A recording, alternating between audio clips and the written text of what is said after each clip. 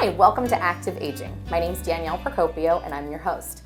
Active Aging is a show where we talk about different resources in the area that help us get through the times as we age. And today I'm very excited to introduce Dr. Kyle Muir. Dr. Muir is a chiropractor in Boardman, and he's just started his practice recently, and we're going to talk a little bit about what he's been up to and how he can help us out. Perfect. That sounds great. Thanks for having me. I appreciate it. Of course. Thanks for being here. Yeah, absolutely. So as far as chiropractic is concerned, I treat patients of all ages. So I have a family practice, and in my practice, I've adjusted patients as young as 23 hours old. Oh, wow. All the way up to 99-year-olds and everyone in between. Because with chiropractic focuses on the nervous system. So when we look at the nervous system is what runs and coordinates all activities in our body, right? So you and I both know that the brain controls everything. Sure. And the way that it communicates to the rest of the body to make sure everything works perfectly is by sending information and energy down the spinal cord and then out those spinal nerves to every organ, tissue, and cell in your body.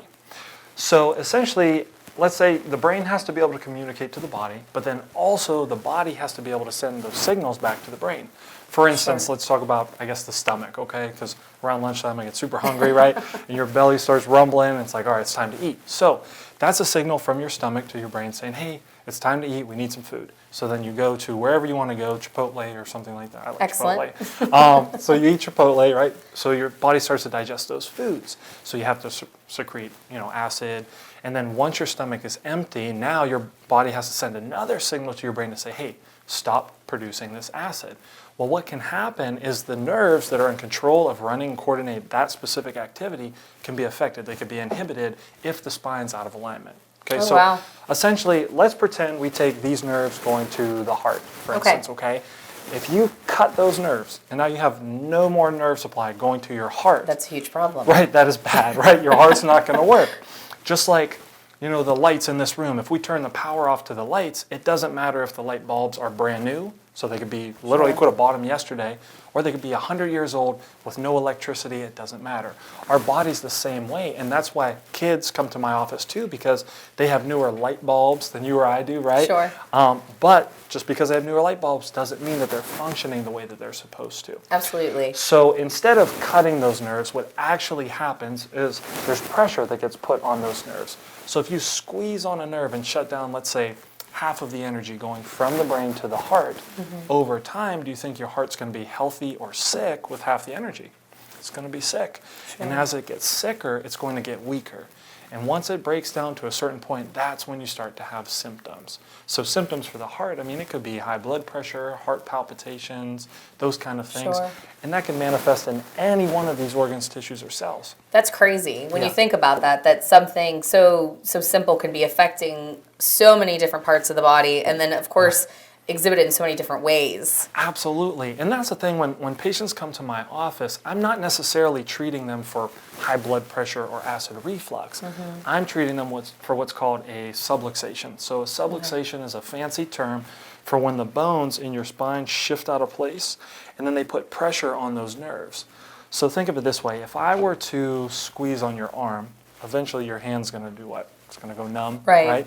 As it goes numb, have you ever woken up in the morning and your arm is just completely Funny dead enough, asleep? that's been happening, yeah. Okay. So I can relate. Well, the reason why that happens is because you're shutting down that nerve supply down to your hand, the blood supply, as you sleep. Well, that's only pressure that's been there for a couple hours, right? And then you wake up and your arm's just completely useless. Right. So imagine that same pressure, because it's the same premise that happens in your spine to any of these organs, is if that pressure's on that nerve, squeezing off that life, shutting down that nerve supply, you get less and less function to wherever it's going, and that's when you develop symptoms. So with chiropractic, like I said, I find which one of these bones are out of alignment and very gently put them back into place so that your body can open up and heal, because just like your arm, as soon as you take the pressure off, it takes a little bit of time, but it'll come back. That's why, patients come into my office and sometimes they heal right away. Sometimes it takes a little bit longer. It just depends on how long the pressure has been there and how much pressure there is. Now, if our viewers are anything like me, I think that, a lot of us would assume that your spine being out of line means that you have back pain or back soreness. Right. And you're not realizing that actually some of these other symptoms that are manifesting in other organ systems are a result of that nerve pressure. I'm panicking a little bit while we're talking. Okay, yeah. Don't be nervous. My spine needs aligned. Yes, I'll probably, everyone in our position, just sitting here, like having to have proper posture. Most people work at a desk in front of a computer, which we could talk about that later. But you're right. Most of the time, you don't necessarily have to have any sort of back pain at all for something to be out of alignment. I mean, of all the nerves in our spine, only 10% roughly of those nerves express pain. That's it. So if you think most people, how we as Americans look at our health, is we base it off of two things. We base it off of how we look, right, or how we feel. Well, how many people go to their doctor for the first time in a year and come to find out they feel perfectly fine, they find out that they have stage 1, 2, or 3 cancer. Had no idea. Or with heart attack patients, 50% of the time, asymptomatic, so patients who don't have any symptoms at all, their first symptom of a heart disease is death by heart attack. So we can't always base our health just on how we look and how we feel. That's why this is so important, because like I said, just when something's out of alignment, that doesn't necessarily mean that you have to have pain there. Now, when you do have pain though, pain is just a warning sign that your body's in a crisis, that something is wrong, right? And there has to be a certain amount of damage for you to feel it. So like if I push on my thumb, I'm not going to have a lot of pain. If you hit it with a hammer, though, more damage, yes. My thumb is going to be throbbing, it's going to be killing me. Same thing happens in our bodies, too. Once there's that damage there, there's inflammation. So let's say someone who has low back pain or someone who has sciatica, right? Those nerves come from down here. And when those nerves go down your legs, these nerves also control the bladder, reproductive organs, for hormones. So a multitude of other issues can happen from pressure being on those nerves. That's crazy. Yeah, and I mean, just to think that something as simple as something being out of line in your spine can create so much havoc. Absolutely, yes. And I mean, there's even more so than putting the pressure on those nerves. When the spine's out of alignment, it puts you into a fight or flight response. So we know sympathetic, parasympathetic, fight or flight, rest and digest. Well, when your nervous system's out of alignment, new research is showing that puts us into a fight or flight mode, which for kids, when you're in fight or flight, let's say you're sitting in class all day long with bad posture, shifts things out of place, you're not paying attention to the teachers, right? Then the kids behind you are talking, they're tapping on the tables, making jokes. Well, when you're in a fight or flight situation, our body doesn't know the difference between stress of today or stress from back when we were cavemen and cavewomen running from tigers, right? It doesn't know the difference. So back then, emergency situation, tiger comes to chase you, you're running as fast as you can. You don't really care about going to the bathroom or sleeping or your immune system because you just want to get away from this tiger. Well, what happens in the winter to a lot of us is we're under stress, right? Our immune system depletes, and then what do we get? We get flu season, right? We get sick, we get chronic colds, not to mention we're putting all the good sweets from Christmas and Thanksgiving into our bodies too. So getting adjusted has been shown also to improve immune function, which is incredible, We could all use that little boost. Oh, absolutely, yes, for sure. Especially this time of year. It was funny, I actually heard the other day that the average American gains 13 pounds between Thanksgiving and Christmas. Oh, I totally believe it. Right? So, I mean, any little thing that we can do to help take care of ourselves and make sure that doesn't happen and we're keeping our immune system in check is going to help. So you keep mentioning posture. Yes. So let's talk a little bit about posture and what is good posture and what happens when we have bad posture. Okay, absolutely. So when we're looking at posture, 99% of Americans we're on our phones, we're doing this, and now there's this tech neck. You've probably seen it all over. Yeah, tech neck, tech And that's neck. legitimate. Yo, it's a legitimate issue, and it's something that's easily correctable with just a few things. One, obviously chiropractic care, which I'll talk about that, but just simple things that kids or adults can do instead of being all the way down here on our phones all the time. All you have to do is hold your phone up so you keep normal posture. What you want to have when you look at someone from the side is that their ear should sit right over top of their shoulder. Their head shouldn't be forward. They shouldn't have rounded shoulders like that. It's really something easy to do, is just hold yourself back in a normal posture. Now there are different exercises that you can do too, which we won't get into today because I don't want to work up a sweat, right? But there are little things that you could do, like holding your phone up, or if a kid is on their phone, have them lay on their stomach on the bed and then their head's at least up in a better position. I saw research out of Australia that kids are starting to form these bony spurs on the back of their heads. Like, they're calling them horns, but bony spurs on the back of their head because there's so much stress on them from the tech neck. Yeah. Which is crazy to think about. That is crazy. One little exercise that we're going to do together just to show, how imperative it is to have normal posture. And everyone at home can do it too. What I want you to do, and don't mind how we look, we're going to look like a turkey. Okay, Thanksgiving's coming up anyway. We're preparing for the holiday. Yes. So what you're going to do is you're going to push your head as far forward as you can, okay? Okay. And then take in a deep breath through your nose. And then breathe all the way out. Okay. So we didn't get a lot in there, right? Now sit up nice, straight, and tall. Okay. Take in a deep breath now through your nose again. And all the way out. You see how much more oxygen you get into your lungs just by sitting up nice and straight and tall. Sure. So there's other research that's coming out too, is every inch, I believe it's every inch of forward head posture that you have a decrease in 10 to 15% of your pulmonary or your lung capacity. Oh, wow. So think about that every day. If you're a couple inches forward, which most Americans are, you're getting 20% less oxygen into your lungs every day. And then we wonder why we're tired at the end of the day. Oh, wow. It's like, well, I didn't get, or we're yawning, right? When you yawn, you're just getting more oxygen into your body. Absolutely. So that's one major thing with posture. Another one, and I'll show you on the spine. Our new friend. Yes, this is our friend. This is Slim. So when we look at Slim here, this is a normal, healthy spine. Okay, so when you look at a normal, healthy spine from the front, it should be straight up and down. Okay? You don't want to have any twists or turns in the spine. Obviously, this is pretty severe. Okay, but any twist or turn in the spine. Having a bad day. Yes, he is having a bad day. Any twist or turn in the spine would be something similar to if your car was out of alignment, right? So we know if your car is out of alignment, if you hit a pothole in Boardman or Youngstown, which obviously we don't have any of those, No, right? not here. So if you hit a pothole, your car will go out of alignment. Now, you don't notice that your tires are wearing and tearing immediately, right? It takes time. Right. The same thing happens in our spine. So a child can have a slip or fall, right? So when kids learn how to walk, how many times all the time? all the time, like literally hundreds of times a day. Then they finally learn how to walk, and then they learn how to ride a bike. They're falling off their bike. Right. All those little falls can shift these bones out of place, and they can literally start a scoliosis just from that. Oh, my goodness. So that's why it's imperative to check a child when they're younger, because at age 17, 70% of your spinal development is finished. Right? Think of how much kids grow from the time they're born to 17, and then from 17 and up, we really don't grow very much. So that's why it's imperative that they don't get locked into something like this, because if they do, just like your car wearing and tearing, when you look at the spine and it wears and tears, it'll go out of alignment, and then you'll start to move down this line here that has the arthritis and degeneration in it.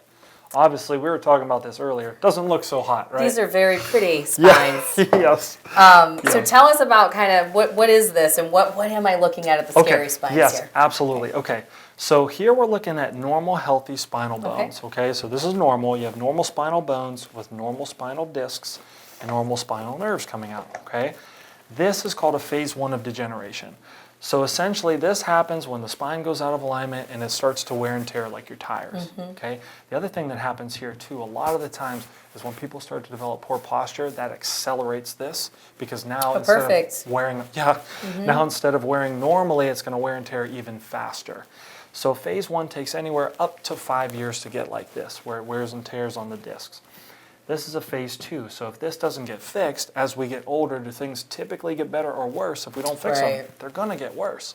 So then you move down to a phase 2 of degeneration. Now, obviously, you can see how much different these two discs are. Well, that is not a healthy disc. No, not at all. And when it compresses on that disc, it can also compress on that nerve. So wherever that nerve is going, whether it's going down to your hand, it's going to your heart, to your lungs. That part of the body's in trouble. It can be affected, absolutely.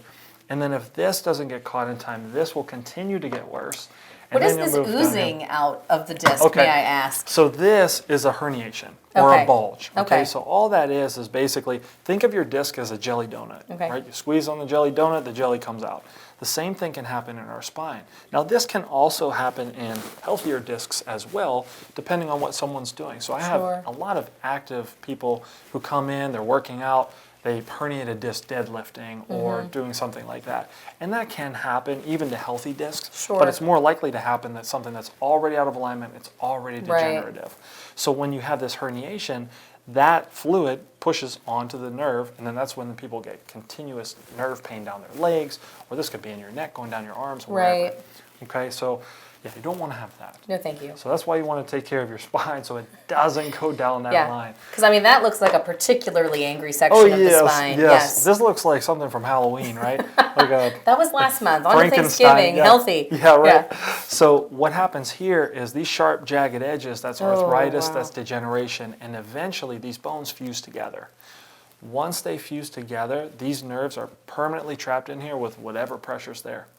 The only thing you can do from here is if you go to a neurosurgeon, they'll cut the backs off of these bones, which I don't recommend that because once they cut the nerve's still trapped in there, right? Unless it's so severe that you can't take it anymore. You tried chiropractic, you tried physical therapy, you tried everything else, and that's your last resort, then go for it. But I always recommend try more conservative approaches first. Yeah, because you absolutely. can always go get surgery later. Sure. Right? But try what you can first so that you don't end up going surgery route early when it was something that could have been helped previously with more conservative care. Absolutely. But yeah, you never want to be here. Even the spinal bones are not looking very healthy here, whereas here they're all nice and smooth and beautiful, and here they look like they're coral in the ocean. Yeah, yes. That's because what happens here is the body lays down. The body's actually very intelligent, obviously, to run and coordinate all of this. So everything that it does for a benefit. What happens here is it sees this area as a weakness, right? So when it's weak, it's fusing these together to try and strengthen this unit so it doesn't affect the rest of the bone. So it lays down more bone formation on there. That's what arthritis is. Right. Just more bone formation. So even though it's smart, it does affect us because it'll affect those nerves. Absolutely.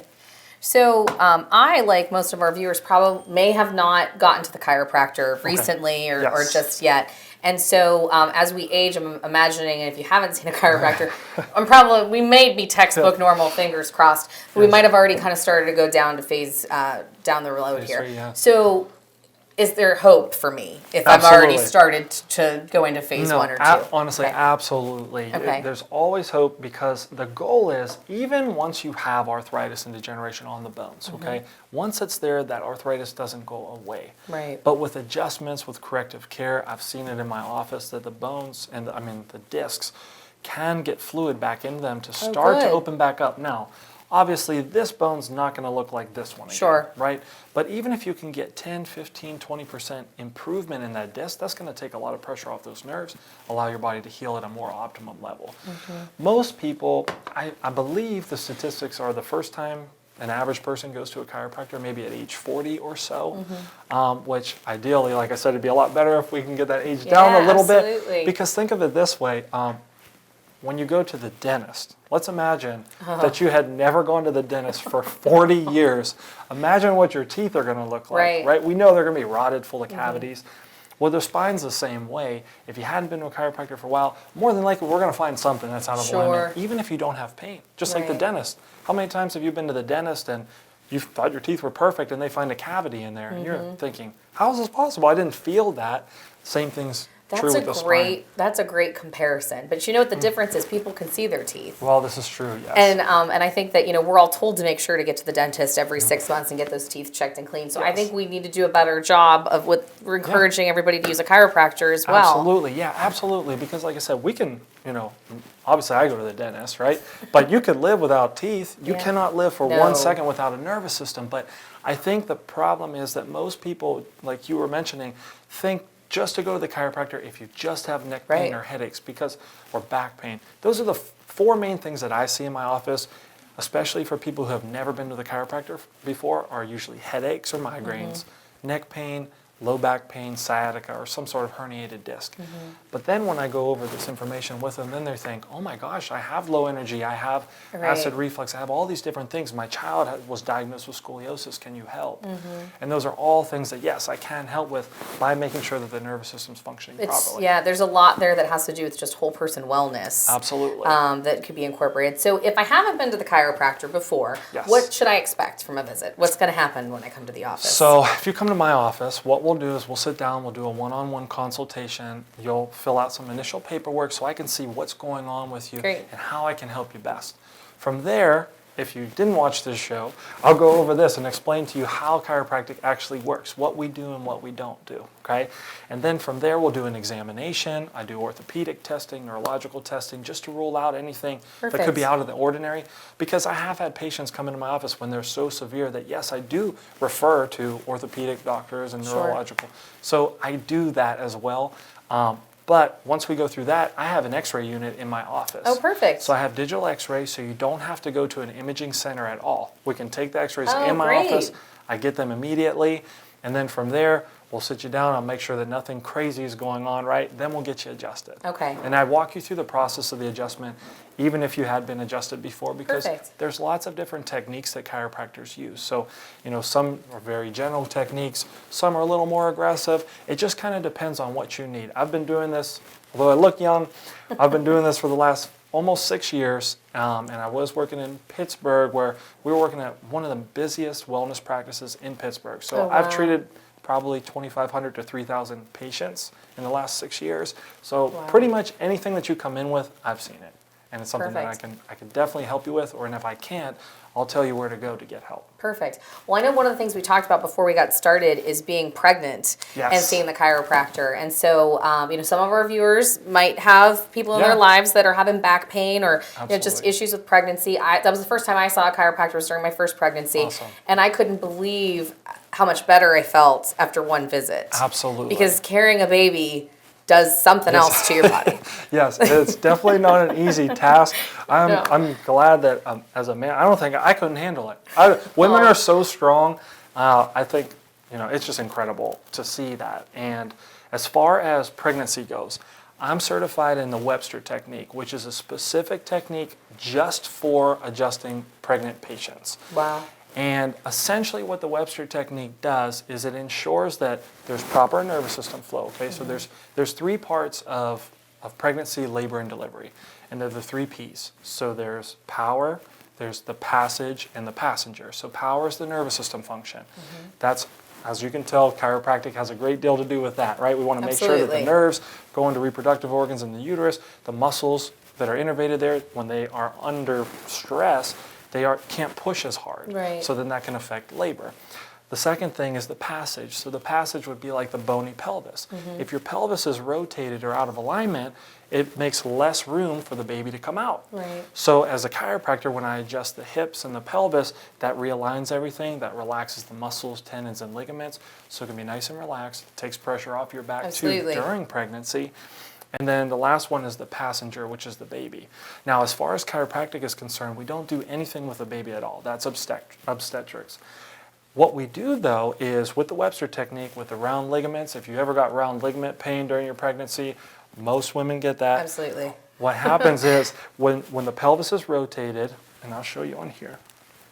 Slim's back. Yeah, Slim's back. Slim, she has to have a It's girl name now. We gotta work on that. We'll figure it out. But when the pelvis is rotated, okay, like this, what happens is these round ligaments that come up and attach to the uterus, they'll get tight when this gets rotated. And a lot of the times, the baby will always find what's most comfortable to it, whether that's on your right side, your left side, transverse, whatever it is, right? So when you adjust the pelvis, you relax those muscles with very gentle techniques. That allows the baby to assume a more optimum position. Head down is ideally what we want, right? Now, obviously, during different times of pregnancy, right? If you're getting adjusted during your first trimester, there's a lot more room in there than there is during your Right. third. So what I tend to find is a lot of my patients will come in with really bad back pain and they say, you know, the baby's always on my right side. Well, when I check them and see what's going on, they're rotated, everything's tight, because that puts torsion pressure on the uterus itself. So then the baby has less room to move around. So like I said, then when I adjust, that relaxes everything, the baby assumes the more optimum position. And think how cool that is, that the baby knows what's the most optimum position. Right. For the most part. And They're very intuitive. yes, absolutely. Without even being born yet, they already know what they're supposed to do. It's really Yeah. Well, and I think also a lot of women don't realize the importance of getting adjusted after pregnancy, because after you Absolutely. deliver, Yes. Everything's all over the place. And then a lot of us tend to carry our children on our hip, which I'm sure is your worst nightmare. Well, we always pick a hip and then the baby's there, even as they get older. And a lot of our grandparents, I know my mom does that. She carries the kids on one hip. And that can really throw everything out of whack. Oh, absolutely. So we need to come see you to fix that. Yeah, absolutely. Because here's the thing, not to scare anyone who's pregnant, but not always does the pelvis realign back like a puzzle piece. Right? Sometimes, depending on the delivery, it can be rotated. It doesn't go back to where it needs to be. So that's when you come see me. Now, obviously, the day after you give birth, you're not going to come see me, right? Although I have had patients who have done that, and I can't They're believe, very brave. yes, I can't believe that they were strong enough to get out of bed and do everything, but they came to see me. But at the same time, it is important. It's the fourth trimester, essentially. It's important to come back to make sure that everything's going properly, but then also to check the baby as well. I check lots, like as I mentioned, I've gone to hospitals to check newborns before, because it is, even in a natural delivery, it is a traumatic process for the baby. Not traumatic in the sense that, you know what I mean, it's really dangerous for them, but when they come out, think they've been curled up for 9 months.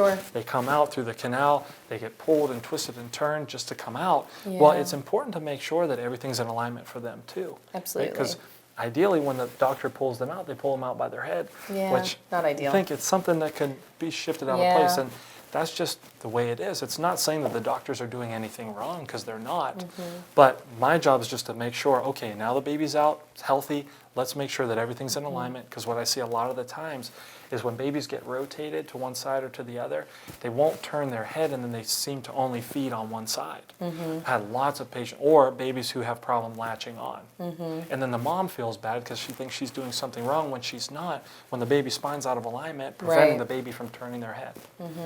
Well, and I've even read a lot too with, with adjustment. Sometimes you'll see a baby that was normally fussy or had trouble sleeping, then becomes a very pleasant baby. So it's definitely worth the visit to make sure that everything's where it's supposed to be. Absolutely. And when it comes to adjusting babies, it's a lot different than an adult, right? When you adjust a baby, well, when I do, anyways, you wouldn't adjust a baby. I definitely am not adjusting a baby. When I adjust a baby, the same amount of pressure that you adjust a baby with is about the same amount that you can comfortably push onto your eyeball without any pain. It's very, very light, and there's no rotation, no twisting of their neck like you see on on videos on YouTube. It's not like that at all, because they don't have the musculature that we do as adults. So there's not a lot of pressure that it takes just to move that bone right over back into place.